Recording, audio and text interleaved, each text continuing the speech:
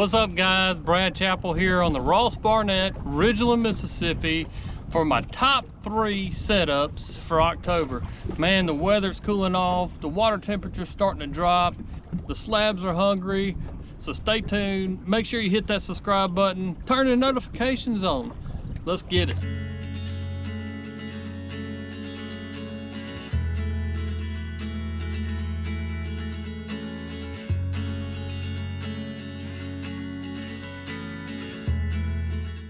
Alright guys, my first setup for the month of October is going to be chasing down roaming fish, and I'm going to show you my exact setup to get this done.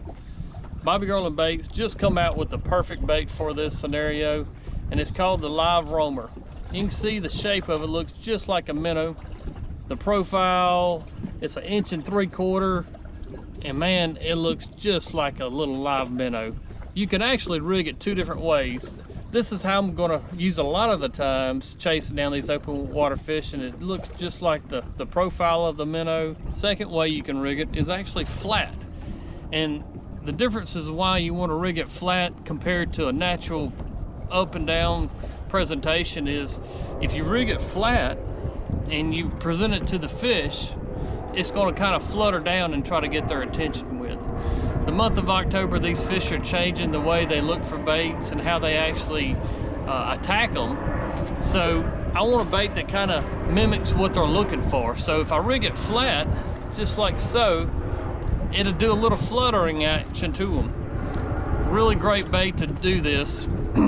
How I'm using it is actually on a 16-foot B&M Black Diamond. I'm using a Bass Pro Shops Crappie Max Edition little bait casting reel with 12-pound fluorocarbon line on it. How I've actually got it rigged on the pole itself is I'm just using a little bitty loop knot, and then about 12 inches above the bait itself I've got an egg sinker, and this is a 1/2 ounce egg sinker just to get the bait down in front of these roaming fish. Next thing I do is have 2 bobber stops, 2 on the bottom and 2 on the top. I want to peg this bait in place so whenever I'm dropping on the fish, the weight gets down to them pretty quick and the bait can kind of swing around right in front of them. Probably the most deadly technique right now in crappie fishing. All these tournament guys, these are how they're catching these fish, is out looking for roaming fish.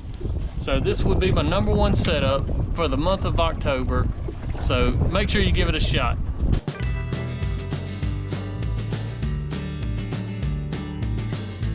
All right guys, my #2 setup for the month of October will be casting to Wolfpack crappie. And what I mean by that is I'm looking for schools of crappie that are suspended together and they're just roaming around and they're looking for bait fish. The rod and combo that I actually use this setup with is a B&M TCB series. It's an ultralight, so you can see these little finicky bites and feel them and catch them. On the reel itself, I'm using 6-pound monofilament slime line to get the job done. I'm using the high vis orange. It just helps me actually to cast out and see how that line's coming in and avoid the lines whenever I'm using 2 people up front. How I've got them tied on this pole is I'm using 2 1/16 ounce Crappie Pro jig heads, and I've got them tied up about 10 inches apart. Both of them are loop knots, a loop knot up top and a loop knot on the bottom. It just gives these jigs total freedom as they're being pulled back through the water column itself. I like this mud dauber on bright sunny days. The stained water, it just seems to really attract these fish, and whenever they bite them, they stick it all the way in the back of their throat because they're smoking them. It's definitely a fun way to go out crappie fishing in a month of October. So get you an ultralight, some 6-pound monofilament, some Crappie Pro 1/16 ounce jig heads, and some Bobby Garland itty bit slab hunters, and go catch them.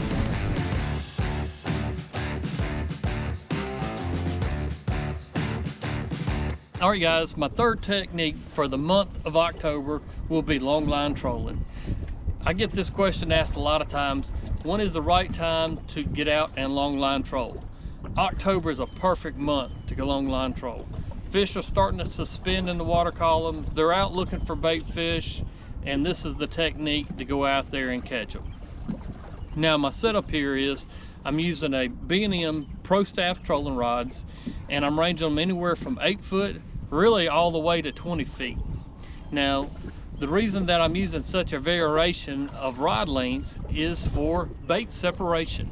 Another key factor for me is color of line. Now you can see on the rod here I've got high vis yellow. Now I like alternating line colors for the simple fact that if you get a tangle or anything else, you can get them undone quickly if you got 2 different colors of line. Now actually on the line itself, what I'm using is a 1/8 ounce pure crappie fat heads jig heads, and you can see it has spinning blades. I really like using spinning blades anytime that I'm going to longline troll, and these are the good one to actually get out there and use. You can kind of see the baits. I've got them tied up about 3 foot apart. I'm using loop knots to get the job done on both ends. Both of them are 1/8, and I'm using my bait of choice, and anybody knows me knows that I have complete confidence in the Bobby Garland stroller. These baits have been around for years. They've caught thousands of crappie for me, and they just flat out work. 2 new colors that I'm excited about by Bobby Garland baits are going to be the Plum Fun, which you can kind of see it's a blue body, purple tail. Just going to be a fantastic color in this dingy water. Another new color is Fried Shad, which is a darker, not black, but I would say a bluish tint glitter body with a orange tail. Now these baits are going to just flat out work for me. This setup here would be the one that I'm going to try later this week. All right guys, that's my top 3 setups for the month of October. Get out and enjoy this great fall weather. Fall is a fantastic time to crappie fish, so do not overlook fall. These techniques that I described today will help you put more crappie in the boat. I want to also tell everybody I appreciate everybody watching the videos, watching the podcast, and watching our live broadcast. Without you guys, all this is not possible. So thank you from Hunter and I, and we've got a lot of good things coming. Make sure you hit that subscribe button, turn your notifications on, and we will see you on Tuesday nights, 7 o'clock Central Standard Time for today's bite, where we go through current fishing reports every single week, live here on YouTube and Facebook. Till next time, you got Brad Chappell here. Holla. Forever here I'll rest my soul. I can feel my worries drift